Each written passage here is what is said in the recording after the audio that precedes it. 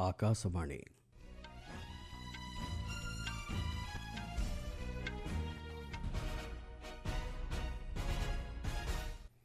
संवाद पढ़ुचंती चंदन घोष।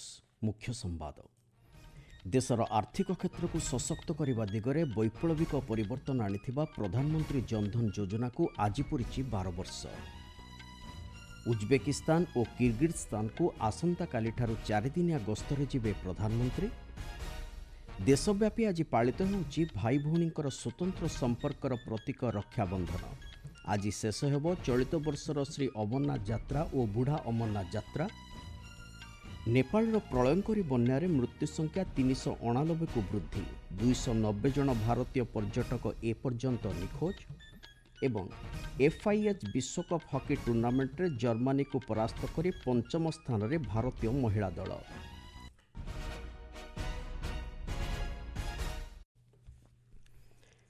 भारतर आर्थिक क्षेत्र को सुदृढ़ करी एक वैप्लविक परिवर्तन आनिथिबा प्रधानमंत्री जनधन योजना को आज 12 वर्ष पूर्ण होउछि।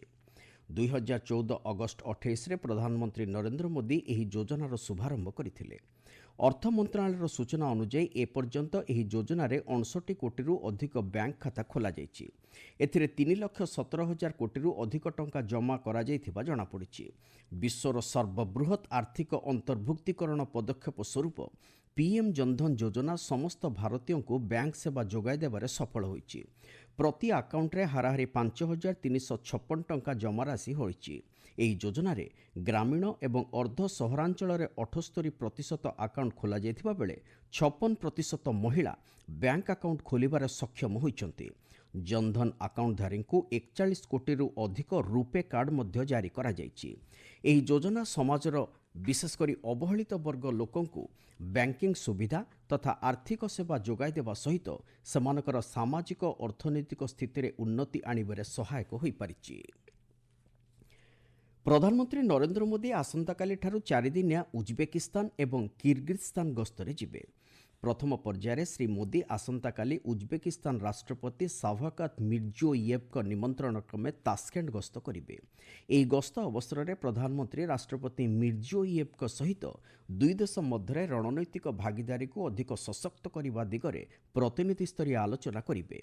एहा छड़ा उभय नेता वाणिज्य और पुंजीनिवेश, प्रतिरक्षा, डिजिटाल संयोगीकरण, शक्ति, शिक्षा एवं जनसंपर्क आदि क्षेत्र में दुई देश मध्य जारी रहितिबा सहयोगर समीक्षा करिवे।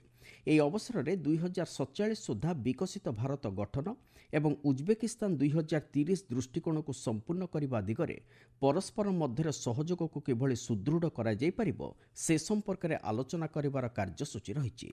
ए संपर्क में सूचना दे आम संवाददाता जणाइछन्ति एहा होछि प्रधानमंत्री श्री मोदींकर चतुर्थ उज्बेकिस्तान गस्त। पूर्वरु से 2015, 2016 और 2022 रे सेठाकु गस्त करथिले। सेहि भली उज्बेकिस्तान राष्ट्रपति मिर्जियोयेव मध्य 2018 और 2019 मसिया रे भारत गस्त करिसथि। गस्तर द्वितीय पर्यायर श्री मोदी किर्गिजस्तान गस्त करी आसंता 31 तारिख रे 26तम सांघाई सहयोग सम्मेलन रे जोग देबार कार्यक्रम रहिछि। अर्थमंत्री निर्मला सीतारमण आज 6 दिनिया युक्तराष्ट्र अमेरिका गस्त करिवे। एही गस्त अवसर में श्रीमती सीतारमण चिकागो, आशेभिले और न्यूयॉर्क जीवार कार्यसूची रहिछि। चिकागो गस्त अवसर में अर्थमंत्री सेठाकार अग्रणी शिल्पानुष्ठान गुड़िकर मुख्य कार्यनिर्वाही अधिकारी, अध्यक्ष तथा वरिष्ठ प्रतिनिधि मानक सहित एक राउंड टेबल बैठक में जोगदेवे। एतद्व्यतीत पूर्वरु चयन करा जायथिबा केतेक निर्दिष्ट कंपानीर नेतृवृंदक सहित श्रीमती सीतारमण द्विपक्ष बैठक करिवार कार्यसूची रहिछि। विशेषकर भारत में पुंजीनिवेशर सुजोग एवं भारत अमेरिका मध्य व्यवसाय और पुंजीनिवेश को किभली सुदृढ़ करा जिबा सहित अर्थनैतिक भागीदारी को सशक्त करने उपरे श्रीमती सीतारमण आलोचना करिवे। आशेभिले गस्त करी श्रीमती सीतारमण अमेरिकार अध्यक्षतार अनुष्ठित हेबाकु थिबा G20 अर्थमंत्री और केंद्रीय बैंक गवर्नर मानकर बैठक में भारतीय प्रतिनिधि दलर नेतृत्व नेबे। एही बैठक चलित मास 31 और आसंता मास 1 तारिख में अनुष्ठित हेबो। न्यूयॉर्क गस्त अवसर में श्रीमती सीतारमण सेठारे एक निवेशक राउंड टेबल बैठक में जोगदेवे। विभिन्न अग्रणी कंपानी गुड़िकर मुख्य कार्यनिर्वाही अधिकारी सहित द्विपक्ष बैठक करी भारत में सेमानकर व्यावसायिक कार्य वृद्धि करने उपरे आलोचना करिवार कार्यसूची रहिछि। आपण माने संवाद शुणुचंती आकाशवाणी। 2047 ସୁଦ୍ଧା ବିଭିନ୍ନ କ୍ଷେତ୍ରରେ ଭାରତକୁ ବିକଶିତ କରିବା ଉପରେ ସ୍ୱରାଷ୍ଟ୍ର ଓ ସମବାୟ ମନ୍ତ୍ରୀ ଅମିତ ଶାହା ଗୁରୁତ୍ୱ ଆରୋପ କରିଛନ୍ତି। ଗତକାଲି ଗୁଜରାଟ ଗସ୍ତ ଅବସରରେ ଅହମ୍ମଦାବାଦଠାରେ ଅନୁଷ୍ଠିତ ଫାର୍ମା ଇନୋଭା ପୁରସ୍କାର 2026 ପ୍ରଦାନ ଉତ୍ସବରେ ଯୋଗଦେଇ ସେ ଏହା କହିଛନ୍ତି। ଶ୍ରୀ ଶାହା କହିଛନ୍ତି, ଗତ 12 ବର୍ଷ ମଧ୍ୟରେ ଭାରତ ବିଶ୍ୱର ଚତୁର୍ଥ ସର୍ବବୃହତ ଅର୍ଥବ୍ୟବସ୍ଥା ରୂପେ ନିଜକୁ ସାବ୍ୟସ୍ତ କରିବାରେ ସଫଳ ହୋଇଛି। 2014 में मोदी जी प्रधानमंत्री बने। भारत का दुनिया के अर्थतंत्रों में 11वां नंबर था। 11वें नंबर से चौथे नंबर की छलांग हमने सिर्फ 12 साल के। जब हम तय करते हैं तो होता ही है। ପୂର୍ବରୁ ଶ୍ରୀ ଶାହା ଗୁଜରାଟ ବିଦ୍ୟାପୀଠର 72ତମ ସମାବର୍ତ୍ତନ ଉତ୍ସବରେ ଯୋଗଦେଇ ଛାତ୍ରଛାତ୍ରୀଙ୍କୁ ଉଦ୍ବୋଧନ ଦେଇ ଜାତିର ଜନକ ମହାତ୍ମା ଗାନ୍ଧୀଙ୍କ ଜୀବନାଦର୍ଶରେ ଅନୁପ୍ରାଣିତ ହେବାକୁ ପରାମର୍ଶ ଦେଇଥିଲେ। ଭାଇ ଭଉଣୀଙ୍କ ମଧ୍ୟରେ ଥିବା ସ୍ୱତନ୍ତ୍ର ସମ୍ପର୍କର ପ୍ରତୀକ ରକ୍ଷାବନ୍ଧନ ଆଜି ଦେଶବ୍ୟାପୀ ପାଳିତ ହେଉଛି। ଏହି ଅବସରରେ ଭଉଣୀମାନେ ଭାଇମାନଙ୍କ ହାତରେ ରାକ୍ଷୀ ବାନ୍ଧିବା ସହିତ ସେମାନଙ୍କର ସମୃଦ୍ଧି, ଉତ୍ତମ ସ୍ୱାସ୍ଥ୍ୟ ଓ କଲ୍ୟାଣ କାମନା କରିଥାନ୍ତି। ଏହା ବଦଳରେ ଭଉଣୀଙ୍କର ସୁରକ୍ଷା ସୁନିଶ୍ଚିତ କରିବା ଲାଗି ଭାଇମାନେ ପ୍ରତିଜ୍ଞାବଦ୍ଧ ହୋଇଥାନ୍ତି। ଏହି ଅବସରରେ ରାଷ୍ଟ୍ରପତି ଦ୍ରୌପଦୀ ମୁର୍ମୁ ଦେଶବାସୀଙ୍କୁ ଶୁଭେଚ୍ଛା ଜଣାଇଛନ୍ତି। ସେ କହିଛନ୍ତି, ପ୍ରାଚୀନ କାଳରୁ ରକ୍ଷାବନ୍ଧନ ପର୍ବ ଦେଶର ସଂସ୍କୃତି ଓ ପରମ୍ପରାର ଏକ ଅବିଚ୍ଛେଦ୍ୟ ଅଂଶ ହୋଇ ଆସିଛି। ପରିବାର ଓ ସମ୍ପ୍ରଦାୟ ମଧ୍ୟରେ ବନ୍ଧନକୁ ମଜବୁତ କରିବା ଦିଗରେ ପ୍ରତିଜ୍ଞାବଦ୍ଧ ହେବାକୁ ରାଷ୍ଟ୍ରପତି ଏହି ଅବସରରେ ପ୍ରତ୍ୟେକ ନାଗରିକଙ୍କୁ ଆହ୍ୱାନ ଦେଇଛନ୍ତି। ଲୋକସଭା ବାଚସ୍ପତି ଓମ୍ ବିର୍ଲା ମଧ୍ୟ ଏହି ଅବସରରେ ଶୁଭେଚ୍ଛା ଜଣାଇବା ସହିତ ରକ୍ଷାବନ୍ଧନ ଦେଶର ସମୃଦ୍ଧ ସଂସ୍କୃତି, ପାରିବାରିକ ମୂଲ୍ୟବୋଧ ଓ ସ୍ନେହର ଅତୁଟ ବନ୍ଧନର ପ୍ରତୀକ ବୋଲି କହିଛନ୍ତି। ଚଳିତ ବର୍ଷର ଶ୍ରୀ ଅମରନାଥ ଯାତ୍ରା ଆଜି ଜାମ୍ମୁ କାଶ୍ମୀରଠାରେ ଶେଷ ହେବ। ଗତ ଜୁଲାଇ 3 ତାରିଖରୁ ଏହି 57 ଦିନର ଯାତ୍ରା ଆରମ୍ଭ ହୋଇଥିଲା। ମହନ୍ତ ଦୀପେନ୍ଦ୍ର ଗିରିଙ୍କ ନେତୃତ୍ୱରେ ପବିତ୍ର ଗୁମ୍ଫାରେ ଛଡ଼ି ମୁବାରକ ପର୍ବ ଶେଷ ହେବା ପରେ ଏହି ଯାତ୍ରା ସମ୍ପନ୍ନ ହୋଇଛି। ଚଳିତ ବର୍ଷ ଉଭୟ ପହଲଗାମ ଓ ବାଲତାଲ ପଥ ଦେଇ 4,80,000ରୁ ଉର୍ଦ୍ଧ୍ୱ ଶ୍ରଦ୍ଧାଳୁ ଏଥିରେ ସାମିଲ ହୋଇଥିଲେ। ସେହିଭଳି ବାର୍ଷିକ ବୁଢ଼ା ଅମରନାଥ ଯାତ୍ରା ମଧ୍ୟ ଆଜି ଶେଷ ହେଉଛି। ଶ୍ରାବଣ ମାସରେ ଅନୁଷ୍ଠିତ ଏହି 12 ଦିନିଆ ଯାତ୍ରାରେ ଶ୍ରଦ୍ଧାଳୁମାନେ ଜାମ୍ମୁ କାଶ୍ମୀରର ପୁଞ୍ଚ ଜିଲ୍ଲାର ବାବା ବୁଢ଼ା ଅମରନାଥ ମନ୍ଦିରକୁ ଯାତ୍ରା କରିଥାନ୍ତି। ନେପାଳରେ ପ୍ରଳୟଙ୍କରୀ ବନ୍ୟାରେ ମୃତ୍ୟୁ ସଂଖ୍ୟା 389କୁ ବୃଦ୍ଧି ପାଇଛି। ସେଠାକାର କର୍ତ୍ତୃପକ୍ଷ ହଜାର ହଜାର ନିଖୋଜ ଲୋକଙ୍କୁ ଖୋଜିବା ଆରମ୍ଭ କରିଛନ୍ତି। ନିଖୋଜଙ୍କ ମଧ୍ୟରେ 290 ଜଣ ଭାରତୀୟ ପର୍ଯ୍ୟଟକ ରହିଥିବା ଜଣାପଡ଼ିଛି। ଗତ କିଛି ବର୍ଷ ମଧ୍ୟରେ ଏହା ସବୁଠାରୁ ଭୟଙ୍କର ବିପର୍ଯ୍ୟୟ ଭାବେ ଉଭା ହୋଇଛି।